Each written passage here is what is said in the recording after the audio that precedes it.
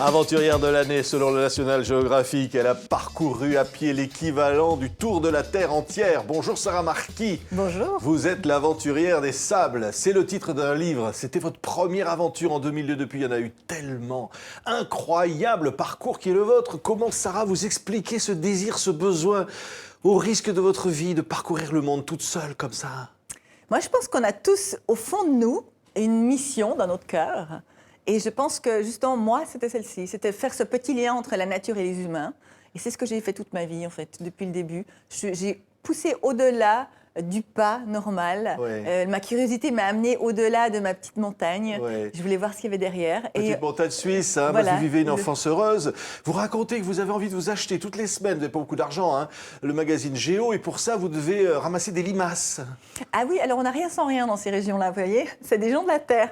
Et donc ce qui se passe, c'est que mon père, qui bien sûr ne me donnait pas l'argent de poche, il m'a dit, écoute, tu veux de l'argent de poche, il n'y a pas de problème. Tu vas dans le jardin, tu ramasses 100 limaces, et pour 100 limaces, tu as droit à 1 euro. Voilà. C'est beau. Donc, et avec ça, vous pouvez vous acheter Géo toutes les semaines. Il en fallait 6. Hein. Oui, il en fallait 6. Alors j'ai appris que les fallait beaucoup de limaces. Les limaces sortaient quand il pleuvait plutôt, oui. donc voilà. Et sans limaces, pas de Géo. Mais avec Géo, l'envie de rêver. Et ça y est, ça a démarré. Vous aviez envie de parcourir le monde. Ça a commencé comme ça, en fait. Je m'achetais donc justement ce magazine. Et puis, chez moi, je feuilletais, refeuilletais. Je ne comprenais pas encore les mots, je n'arrivais pas à lire. Mais je comprenais qu'il y avait des perroquets, toutes les couleurs, qui habitaient dans une jungle quelque part, le pays s'appelait Costa Rica. Je ne savais pas encore où c'était en ce moment-là. Et il y avait ces mondes merveilleux comme ça que je découvrais au fur et à mesure de ces publications. Oui. Et des années plus tard, j'ai été sacrée par le National Geographic. Voilà, quel extraordinaire parcours. C'est un peu la boucle qui se ferme. En fait. On va avoir des images, parce que là, c'est une aventure, je disais, en 2002, vous avez envie de découvrir l'Australie. Alors, vous le découvrez d'une manière incroyable. Vous allez faire 14 000 kilomètres à pied à travers le bush australien. On voit ces images-là, on vous voit arriver, là. C'est avec un chien. Racontez-nous, Sarah. Alors ça, c'est un moment très marquant et mythique de cette expédition, c'est l'arrivée. Donc, je suis partie du centre de l'Australie, Alice Springs, et j'ai vraiment fait la boucle, et je suis retournée à Alice Springs. Et là, c'est à 100 mètres de l'arrivée. Et là, à un moment donné, je m'effondre parce que je réalise que j'y suis arrivée. Malgré les chercheurs d'or, malgré les gens qui m'ont poursuivi, malgré tous ces moments très difficiles et très forts qui étaient la faim, la soif et la chaleur. Mais par contre, la beauté de tout ça, c'est que j'ai fait cette expédition avec mon petit frère, qui a préparé la logistique de cette expédition. Ouais. Et à ce moment-là, on n'avait pas de téléphone satellite, on n'avait pas de balises, on a tout fait ça. Voilà, on voit votre famille là, qui vous accueille. Hein. C'est un moment très fort. Oui. 14 000 kilomètres parcourus. Vous racontez dans ce livre qui est publié chez Michel Lafon, L'aventurière des sables, qui complète toutes vos autres aventures, que tout le monde s'arrache, parce qu'au fond, vous nous faites rêver, Sarah Marquis. J'espère donner cette petite graine qui permet justement à chacun de se projeter dans quelque chose qui leur parle. Donc, c'est-à-dire, mon rôle à moi, c'est ça, c'est de faire ce petit pont entre la nature et l'humain, et pour créer une magie qui est vraiment existante dans ces déserts australiens. Oui, mais alors vous ne cachez rien de ce qui vous arrive. Hein. Je vais vous lire, hein. Vous dites « je vis par terre, je vis dans la crasse, je m'assieds, je mange par terre. Bref, je suis une femme heureuse. » Alors, c'est pas très glam, on est d'accord. Pas vraiment. C'est pas très glam, mais en fait, ce qu'on dénie dans cette société, c'est justement ce lien brut et tellement vrai qui nous lie à notre planète. Et en fait, plus on s'en rapproche, plus il y a ce réveil en soi de cet animal qui est en nous, de qui nous sommes en fait. Parce que le reste, c'est que des petites pelures, des petites couches de cette société qu'on nous met, qu'on croit qu'on est un monsieur ou madame, etc. Alors qu'au fond, on est tous la même chose, on a ce lien à la Terre. Et plus on s'y connecte, plus ça nous permettra de la connaître. En fait. Mais on pouvait se dire, mais enfin, vous devriez souffrir de la solitude, mais pas du tout. En vous lisant, on s'aperçoit qu'au fond, c'est quand vous êtes dans les grandes villes, au milieu du monde, que vous souffrez de solitude. Quand vous vous retrouvez tout seul, comme ça, vous dites, je suis bien. Mais oui, parce qu'en fait, on remarque que une fois qu'on enlève toutes ces couches, il y a la souffrance, en effet, il y a des heures et des heures de marche, il y a une espèce de nettoyage intérieur qui se passe. Mais au-delà de ça, il y a cette connexion magique avec l'univers.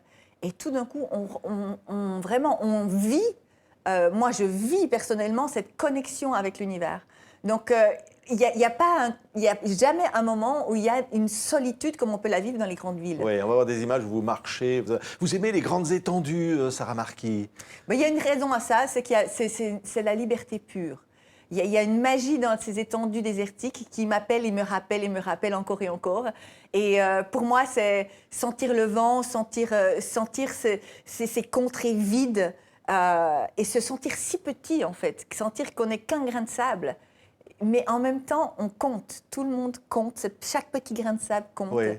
Et c'est un petit peu la philosophie de chaque expédition, c'est de trouver sa place en tant que petit grain de sable. On vous voit, là, vous êtes un petit grain de sable au milieu du désert, là, qui marchait. Voilà, là. typiquement, Hein? ouais. C'est vous, là, tout en bleu, là, avec un sac à dos sur les épaules, parfois qui fait 30 kilos. Voilà, donc porter sa maison, c'est pas facile. Ça nécessite un petit peu de logistique. Donc, c'est-à-dire quand je pars comme ça en expédition, j'ai toujours le nécessaire pour être en autosuffisance. Donc, ça veut dire que s'il y a une urgence, je peux gérer. J'ai une pharmacie qui est très lourde et j'ai tout le nécessaire avec moi pour pouvoir survivre le laps de temps nécessaire. Avant de partir, vous décidez de prendre 15 kilos. Ah, ça fait rêver. Hein, ça fait rêver à peu près toutes les femmes de cette planète. Vous grossissez de grossir, vous avez besoin de prendre du poids. Exactement. Donc ça, c'est la partie très fun, Oui. en fait. Donc il y a un entraînement très strict qui est à la base de chaque départ. Donc il y a une période d'une année ou plus, souvent. Et puis, c'est un entraînement qui est en endurance. Donc, c'est des très longues périodes qui ne sont pas forcément fun. Mais là, le côté sympa, c'est qu'on peut manger à peu près ce qu'on veut, toujours très sainement, mais à peu près ce qu'on veut. Et souvent, parce qu'il faut justement prendre du poids. La meilleure manière de porter du poids, c'est sur soi, c'est pas dans son sac à dos. Oui, alors ce qu'elle serait vous raconter tout ça, bien sûr. Il y a les kangourous qui vous réveillent le matin.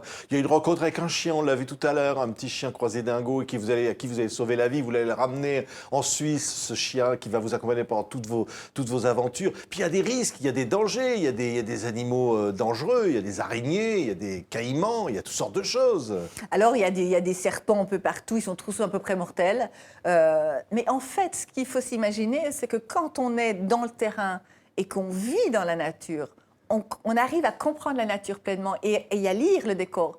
Donc le danger s'amenuise de jour en jour parce qu'on sait très bien où il ne faut pas poser le pied, on sait très bien où habite le serpent, on sait où sont les choses. Et donc, vu d'ici, ça peut paraître très dangereux, mais une fois sur le terrain, et c'est vraiment un biotope qu'il faut commencer à lire et à apprendre et à reconnaître. Et c'est ce que je fais pas après pas. Et il a fallu quand même quelques mois avant de maîtriser l'environnement, mais c'est vraiment c'est un apprentissage à chaque fois. Ouais, les dangers, pas toujours là où on le croit. Alors vous croisez parfois des individus de l'espèce humaine, hein, des bushmen. Et alors quelquefois, ils vous pistent. Ils ne vous reconnaissent pas forcément. Quand vous enlevez votre chapeau, vous les entendez qui disent derrière « Mince, c'est une gonzesse ». C'est ça qu'ils disent. Alors, mon côté féminin est utile souvent. J'ai ce sixième sens qui me sauve la mise plus d'une fois.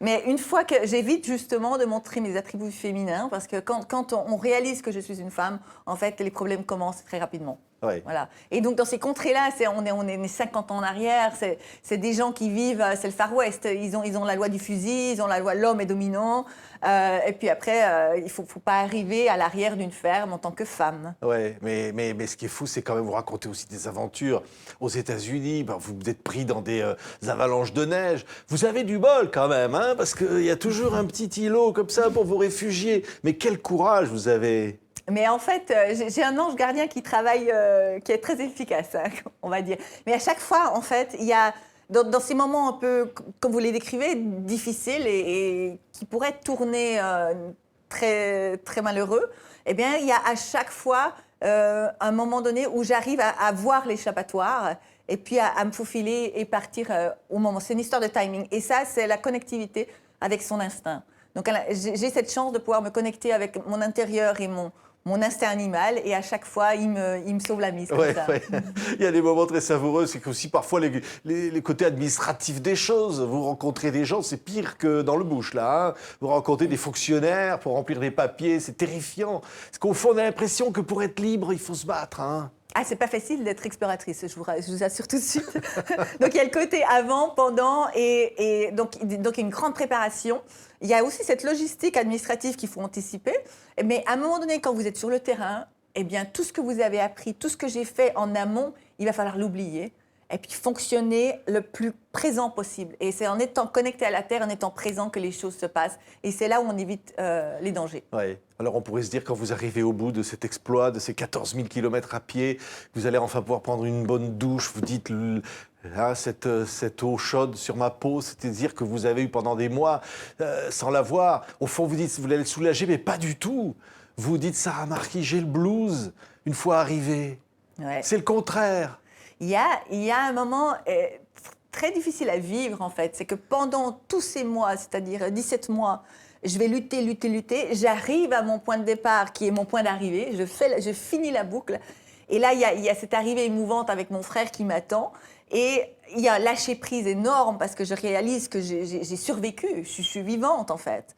Mais au-delà de ça, il faut faire le deuil de cette vie magique, de ces moments de connectivité avec la nature, mon petit feu chaque soir. Ces moments qui sont magiques dans l'essence de l'être. Et donc, après, je sais que je vais devoir me réadapter à cette vie ici. Et en l'occurrence, à cette expédition-là, c'était très difficile. Il m'a fallu plus de 3 à 4 mois pour pouvoir voir des gens, ma famille, avoir une conversation qui tient la route. Ça a été difficile de me réadapter, en fait. Ouais, à votre famille, vous dites, hein, quand vous êtes née, vous étiez un gros bébé, Sarah, et votre maman s'est dit, mais il n'y a jamais eu un aventurier dans la famille. Mais là, Non, il n'y a pas il va d'antécédent. falloir faire avec. Là, ils se sont dit, bah là, ça y est. Hein. Oui, alors bon, pour elle, ça n'a jamais été trop un problème, parce qu'elle a bien compris que ce petit bouchon qu'elle avait, elle avait en fait un caractère bien trempé. Et puis, au fil des années, elle a compris comment il fallait gérer mon caractère un peu sauvage. C'est en me donnant des options. Par exemple, elle me disait, Sarah, tu veux faire tes leçons ou nettoyer ta chambre?